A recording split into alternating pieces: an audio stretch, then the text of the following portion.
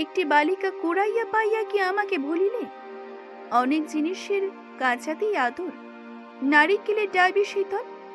এ অধম স্ত্রী জাতীয় বুঝি কেবল কাঁচা মিঠে, নহিলে বালিকাটি পাইয়া আমায় ভুলিবে কেন? কলিকাতায় নাকি 6 মাস থাকিলে মনুষ্য ভেড়া হইয়াছে। আর যদি কুন্দকে স্বয়ং বিবাহ করিবার অভিপ্রায় করিয়া থাকো, তবে বলো, আমি বরণডালা সাজাইতে বসি। ফিরে এলাম বঙ্কিমচন্দ্র চট্টোপাধ্যায়ের কালোছুঁই সামাজিক উপন্যাস বৃষবৃক্ষের দ্বিতীয় পর্ব নিয়ে। আজকের পর্বটি শুরু করার আগে আগের পর্বটি একটু ছোট্ট করে বলে দিই। আগের পর্বে দেখা যায় নগেন্দ্রনাথ নামক এক ব্যক্তি, যার বয়স হচ্ছে 30 এবং তিনি জমিদার। তিনি তার কাজের জন্য কলকাতার উদ্দেশ্যে রওনা হয়েছেন নদীপথে বজরায়। কিন্তু মাঝপথে ঝড় আরম্ভ হলে তিনি এক গ্রামের পাড়ে থামেন। কিন্তু ঝড় রাতে বাইরে থাকাটা মোটেই সুবিধের নয়, কাজেই আশ্রয়ের জন্য গ্রামের পথে যান এবং একটি বাড়িতে আলো জ্বলতেও দেখেন। সেই বাড়িতে তিনি প্রবেশও করেন, কিন্তু ওনাকে কেউ দেখতে পায় না। কিন্তু উনি দেখেন এক বালিকা এবং এক বৃদ্ধ, যিনি শুয়ে আছেন। বোঝাই যায় তিনি মৃত্যু পথযাত্রী। নগেন্দ্রনাথ তখন ভিতরে না প্রবেশ করেই সেখানে দাঁড়িয়ে থেকেই এই দুটি জীবনের দারিদ্র্য ও অসহায়তা শোনেন। তিনি এও জানতে পারেন কুন্দনন্দিনী হলো বালিকাটির নাম এবং বালিকাটির পিতা হলেন সেই বৃদ্ধটি। এবং কিছুক্ষণের মধ্যেই সেই বৃদ্ধটি নিজের দারিদ্র্যের কথা বলতে বলতেই সেখানেই মারা যান।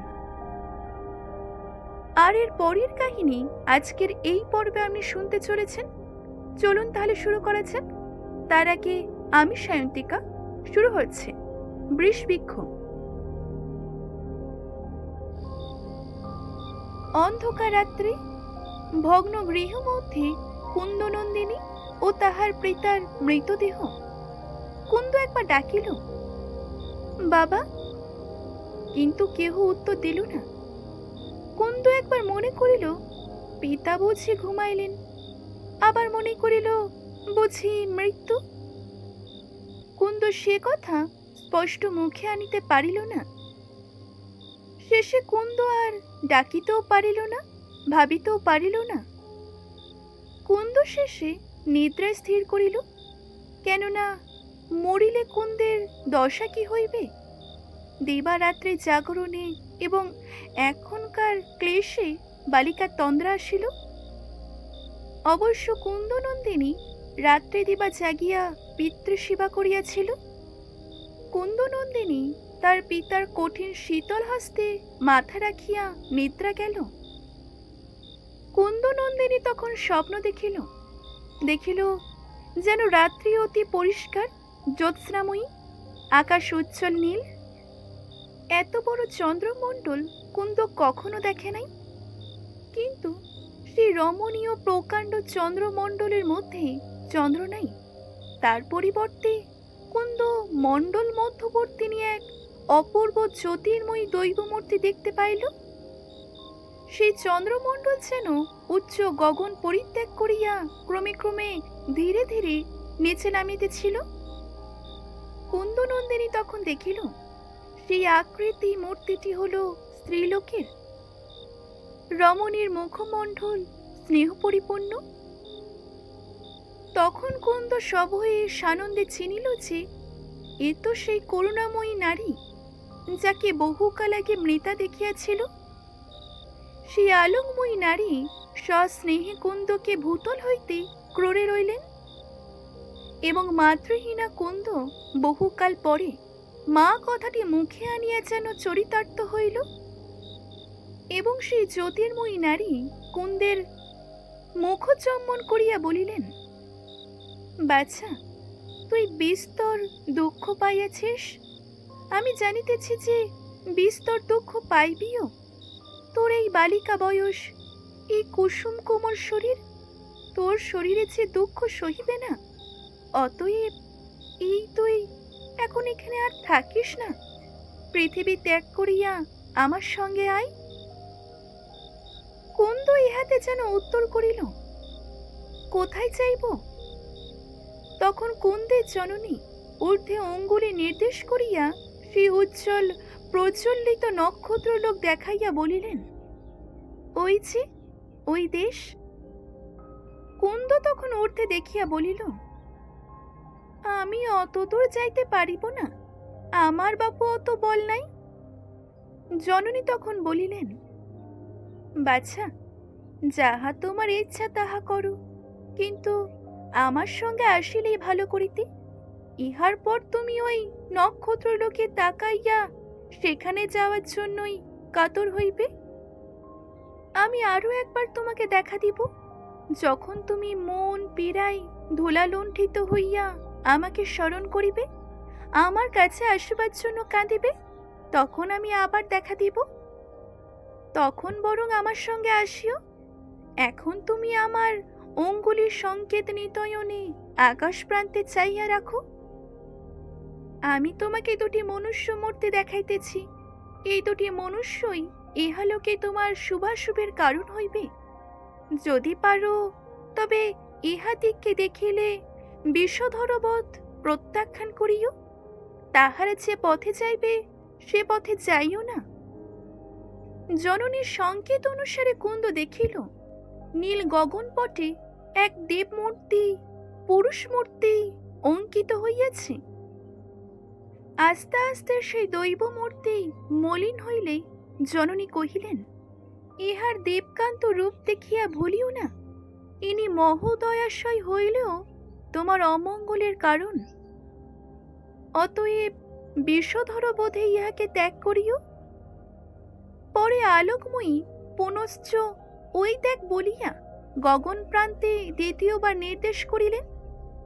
কুন্দ দ্বিতীয়বার সেই আকাশ পানে তাকিয়া দেখিল, কিন্তু এবার পুরুষ মূর্তি নহে, কুন্দ তথায় এক উজ্জ্বল শ্যামাঙ্গী পদ্ম পলাশ নয়নী যুবতী দেখিল। তাহাকে দেখিয়াও কুন্দ ভীতা হইল না। জননী কহিলেন, এই শ্যামাঙ্গী নারী বেশে রাক্ষসী, ইহাকে দেখিলে পলায়ন করিও। ইহা বলিতে বলিতে সহসা আকাশ অন্ধকারময় হইল। সেই বৃহৎ চন্দ্রমণ্ডলী আকাশে মলিন হইল এবং সঙ্গে সঙ্গে কুন্দের নিদ্রা ভঙ্গ হইল। নগেন্দ্র ততক্ষণে সে বাড়ি হইতে প্রস্থান করিয়া গ্রাম মধ্যে গমন করিলেন। শুনিলেন গ্রামের নাম ঝুমঝুমপুর। তাহার অনুরোধে এবং আনুকূল্যে গ্রামস্থ কেহ কেহ আসিয়া মৃতের সৎকারের জন্য উপস্থিত হইল এবং আয়োজনও করিল। একজন প্রতিবেশিনী কুন্দনন্দিনী নিকটে রহিল। কুন্দ যখন দেখিল যে তাহার পিতাকে সৎকারের জন্য লইয়া গেল, তখন সে অবিরত রদন করিতে লাগিল। প্রভাতী প্রতিবেশিনী আপন গৃহকার্যে গেল। সে তখন তাহার মেয়ে চাপাকে পাঠাইয়া দিল কুন্দনন্দিনীর কাছে। চাপা কুন্দের সমবয়স্কা এবং সঙ্গিনী। চাপা আসিয়া কুন্দের সঙ্গে নানাবিধ কথা কহিয়া তাহাকে সান্ত্বনা করিতে লাগিল, কিন্তু দেখিল কুন্দ কোনো কথা শুনিতেছে না, রোদন করিতেছে এবং মধ্যে মধ্যে প্রত্যাশাপন্ন বশত আকাশপানে চাহিয়া দেখিতেছে। চাপা তখন কৌতূহল বশত জিজ্ঞাসা করিল, আচ্ছা, 100 বার আকাশপানে চাইয়া কি দেখিতেছ বলো তো? কুন্দ তখন কহিল, আকাশ হইতে কাল আমার মা আসিয়াছিলেন, তিনি আমাকে কত ডাকিলেন আমার সঙ্গে আই বলিয়া। আমার কেমন দুর্বুদ্ধি হইল কে জানে, আমি ভয় পাইলাম, মার সঙ্গে গেলাম না। এখন ভাবিতেছি কেন গেলাম না। এখন আজ যদি তিনি আসেন, আমি যাই, তাই ঘন ঘন আকাশপানে চাহিয়া দেখিতেছি। চাপা তখন কহিল, হ্যাঁ, মরা মানুষ নাকি আবার আসিয়া থাকে? কুন্দ তখন স্বপ্ন বৃত্তান্ত সকলই বলিল। শুনিয়া চাপা বিস্মিতা হইয়া কহিল, আকাশের গায়ে যে পুরুষ আর মেয়ে মানুষ দেখিয়াছিলে, তাহাতে চেনো? কুন্দ তখন কহিল, না না, তাহাদের মধ্যে আর কখনো কাহকেও দেখি নাই। সেই পুরুষের মতো সুন্দর পুরুষ যেন কোথাও নাই, এমন রূপ কখনো দেখি নাই। এদিকে নগেন্দ্র প্রভাতে গাত্রস্থান করিয়া গ্রামস্থ সকলকে ডাকিয়া জিজ্ঞাসা করিলেন, তাহলে এই মৃত ব্যক্তিটির কন্যার কি হইবে? সে কোথায় থাকিবে? তাহার কে আছে? ইহাতে সকলেই উত্তর করিল, উহার থাকিবার স্থান নাই, উহার কেহই নাই। নগেন্দ্র তখন কহিলেন, তবে তোমরা কেহ উহাকে গ্রহণ করো, উহার বিবাহ দিও, আমি তাহার ব্যয় দিব। আর যতদিন সে তোমাদিগের বাড়িতে থাকিবে, ততদিন আমি তাহার ভরণ পোষণের ব্যয়ের জন্য মাসিক কিছু টাকা দিব। নগেন্দ্র যদি নগদ টাকা ফেলিয়া দিতেন, তাহা হইলে অনেকেই হয়তো স্বীকৃত দিত। পরে নগেন্দ্র চলিয়া গেলে কুন্দকে বিদায় করিয়া দিত, অথবা দাসী বৃত্তিতে নিযুক্ত করিত। কিন্তু নগেন্দ্র সেরূপ মূঢ়তার কার্য করিলেন না। সুতরাং নগদ টাকা না দেখিয়া কেহই তাহার কথায় বিশ্বাস করিল না। তখন নগেন্দ্রকে নিরুপায় দেখিয়া একজন বলিলেন, বলছি কি, শ্যামবাজারে ইহার এক মাসির বাড়ি আছে, বিনোদ ঘোষ ইহার মেষ্য। আপনি কলিকাতায় যাইতেছেন, যদি ইহাকে সঙ্গে করিয়াই লইয়া গিয়া সেখানে রাখিয়া আসেন, তবেই এই কায়স্থ কন্যার উপায় হয় এবং আপনারও স্বজাতির কাজ করা হয়। অগত্যা নগেন্দ্র এই কথা স্বীকৃত হইলেন এবং কুন্দকে এই কথা বলিবার জন্য তাহাকে ডাকাইতে পাঠাইলেন। চাপা কুন্দকে সঙ্গে করিয়াই লইয়া আসিল। আসিতে আসিতে দূর হইতেই নগেন্দ্র দেখিতে পাইল, কুন্দ হঠাৎই স্তম্ভিতে নাই তাহাকে দেখিয়া দাঁড়াইল। তাহার পর আর পা সরিল না। কুন্দ বিমূঢ়তার নাই নগেন্দ্রের প্রতি চাহিয়া রহিল। চাপা কহিল, ও কি, দাঁড়ালি যে? কুন্দ তখন নগেন্দ্রের দিকে অঙ্গুলি নির্দেশ করিয়া কহিল, এই তো সেই। চাপা কহিল, কি বলিস? কে উনি? যাহাকে মা কাল রাত্রে আকাশের গায়ে আমাকে দেখাইয়াছিলেন। চাপাও তখন বিস্মিতা ও শঙ্কিতা হইয়া দাঁড়াইল। অগত্যা নগেন্দ্র তখন তাহাদিকে নিকট আসিলেন এবং কুন্দকে সকল কথা বুঝাইয়া বলিলেন। কুন্দ কোনো উত্তর করিতে পারিল না, কেবল বিস্ময়ের চোখে নগেন্দ্রের প্রতি চাহিয়াই রহিল। অগত্যা নগেন্দ্রনাথ কুন্দকে সঙ্গে লইয়াই কলিকাতায় আসিলেন। কলিকাতায় আসিয়া প্রথমে তাহার মেষ্য বিনোদ ঘোষের অনেক সন্ধান করিলেন, কিন্তু শ্যামবাজারে বিনোদ ঘোষ নামে কাহকেও পাওয়া গেল না। এক বিনোদ দাস পাওয়া গেল বটে, কিন্তু সে সম্বন্ধ অস্বীকার করিল। সুতরাং কুন্দ নগেন্দ্রনাথের গলায় পড়িল। নগেন্দ্রের এক সহোদরা ভগিনী ছিল, তিনি নগেন্দ্রনাথের অনুজা। তাহার নাম কমলমণি।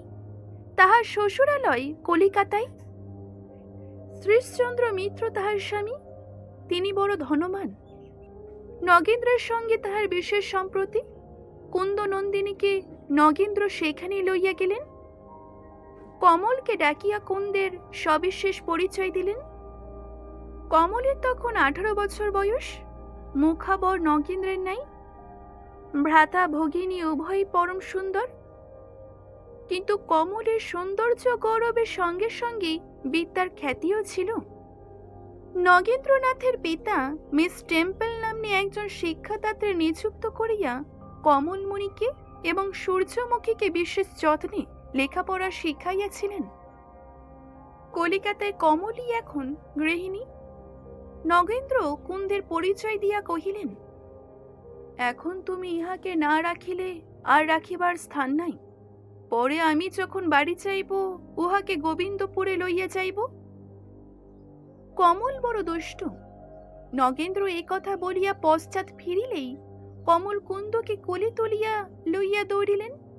একটা টবে কতকটা জল পড়িয়াছিল, হঠাৎই কুন্দকে তাহার ভিতরে ফেলিলেন। কুন্দ ভীত হইল। কোমল তখন হাসিতে হাসিতে স্নিগ্ধ শোভ হস্তে লইয়া স্বয়ং তাহার গাত্র ধৌত আরম্ভ করিলেন। তখন একজন পরিচারিকা স্বয়ং কোমলকে সাহায্য করিতে আসিলে কোমল সেই তপ্ত জল ছেটাইয়া পরিচালিকার গায়ে দিলেন। পরিচালিকা পলাইল। স্নান হইলে কোমল তাহাকে বস্ত্র পরাইল, গন্ধ তৈল সহিত তাহার কেশ রচনা করিয়া দিলেন এবং কতকগুলি অলঙ্কার পরাইয়া দিয়া বলিলেন, যা এখন দাদাবাবুকে প্রণাম করিয়া আয়, আর দেখিস যেন এ বাড়ির বাবুকে প্রণাম করে ফেলিস না, এ বাড়ির বাবু দেখিলে বিয়ে করে ফেলিবে। নগেন্দ্রনাথ কুন্দের সকল কথায় সূর্যমুখীকে লিখিলেন। হরদেব ঘোষাল নামে তাহার এক প্রিয় সুদূর দেশে বাস করিতেন। নগেন্দ্র তাহাকেও পত্র লেখার কালে কুন্দনন্দিনীর কথা বলিলেন। তিনি লিখিলেন, বলো দেখি কোন বয়সে স্ত্রীলোক সুন্দরী? তুমি বলিবে 40-এর পরে, কেননা তোমার ব্রাহ্মণীর আরো 2-1 বৎসর হইয়াছে। কুন্দ নামে যে কন্যার পরিচয় দিলাম তাহার বয়স 13 বৎসর। তাহাকে দেখিয়া বোধ হয় এই সৌন্দর্যের সময়। প্রথম যৌবন সঞ্চারে যে রূপ মাধুর্য এবং সরলতা থাকে, পরে তত থাকে না বোধ হয়। এই কুন্দের সরলতা চমৎকার, সে কিছুই বোঝে না। আজিও সে রাস্তার বালক দিকের সহিত খেলা করিতে ছোটে, আবার বারণ করিলেই ভীতা হইয়া যায়। কোমল তাহাকে লেখাপড়া শিখাইতেছে। কোমল বলে লেখাপড়াই নাকি তাহার দিব্য বুদ্ধি, কিন্তু অন্য কোনো কথাই সে বোঝে না। কিছু বলিলেই বৃহৎ নীল 2টি চক্ষু, চক্ষু 2টি শরতের মতো সর্বদাই স্বচ্ছ জলে ভাসিতেছে। সেই 2টি চক্ষু আমার মুখের ওপর স্থাপিত করিয়া চাইয়া থাকে, কিছু বলে না। আমি সেই চক্ষু দেখিতে দেখিতে অন্যমনস্ক হই, আর বুঝিতেই পারি না। তুমি হয়তো আমার এই মতিভ্রমের কথা শুনিয়া হাসিবে, কিন্তু যদি তোমাকে সেই 2টি চক্ষুর সম্মুখে দাঁড় করাইতে পারি, তবে তোমারও সেই মতিভ্রমে পরিচয় পাইব। চক্ষু 2টি যে কি রূপ তাহা আমি এ পর্যন্ত স্থির করিতে পারিলাম না। তাহা যতবার দেখি ততবারই তেমনই লাগে, কোনো বদল নাই। আমার বোধ হয় যেন এই পৃথিবীর সে চোখ নয়, এই পৃথিবীর সামগ্রী যেন ভালো করিয়াই দেখে না। কুন্দ যে নির্দোষ সুন্দরী তাহা নহে, অথচ আমার বোধ হয় এমন সুন্দরী কখনো আমি দেখি নাই। ভগবান তাহাকে কি দিয়া গড়িয়াছে কেহই জানে না। তাহার সঙ্গে তুলনা করিবার সামগ্রী বোধ হয় এই পৃথিবীতেই নাই। নগেন্দ্র সূর্যমুখীকে যে পত্র লিখিয়াছিলেন, কিছুদিন পরে তাহার উত্তর আসিল। উত্তরে লেখা আছে, দাসের শ্রীচরণে কি অপরাধ করিয়াছে তাহা বুঝিতে পারিলাম না। কলিকাতায় যদি তোমার এতদিন থাকিতেই হইবে, তবে আমি কেনই বা নিকটে গিয়া পদসেবা না করি? এ বিষয়ে আমার বিশেষ মিনতি। হুকুম পাইলেই ছুটিব। একটি বালিকা কুড়াইয়া পাইয়া কি আমাকে ভুলিলে? অনেক জিনিসের কাঁচাতেই আদর, নারিকেলের ডাইবি শীতল। এ অধম স্ত্রী জাতীয় বুঝি কেবল কাঁচা মিঠে, নহিলে বালিকাটি পাইয়া আমায় ভুলিবে কেন? তামাশা যাই হোক, তুমি কি মেয়েটিকে একেবারে সত্য ত্যাগ করিয়া বিলাইয়া দিয়াছ? নহিলে আমি সেটি তোমার কাছে ভিক্ষা করিয়াই লইতাম। মেয়েটিতে বরং আমার কাজ আছে। তুমি কোনো সামগ্রী পাইলে তাহাতে আমার অধিকার হওয়াই উচিত, কিন্তু আজিকালি দেখিতেছি তোমার ভগিনীরই পুরা অধিকার। যাই হোক, আমি ভাবিয়াছি তারাচরণের সঙ্গেই তাহার বিবাহ দিব। তারাচরণের জন্য একটি ভালো মেয়ে আমি কত খুঁজিতেছি তা তো তুমি জানোই। যদি একটি ভালো মেয়ে বিধাতা মিলাইয়াছেন, তবে আমাকে নিরাশ করিও না। কমল যদি ছাড়িয়াই তাই, তবে কুন্দ নন্দিনীকে আসিবার সময় সঙ্গে করিয়াই লইয়া আসিও। আমি কমলকে অনুরোধ করিয়া লিখিলাম, আমি গহনা গড়াইতে ও বিবাহের আর উদ্যোগ করিতে প্রবৃত্ত হইলাম। কলিকাতায় আর বিলম্ব করিও না। কলিকাতায় নাকি 6 মাস থাকিলে মনুষ্য ভেড়া হইয়াছে। আর যদি কুন্দকে স্বয়ং বিবাহ করিবার অভিপ্রায় করিয়া থাকো, তবে বলো, আমি বরণডালা সাজাইতে বসি। সূর্যমুখীর প্রস্তাবে নগেন্দ্র এবং কমলমণি উভয় সম্মত হইলেন।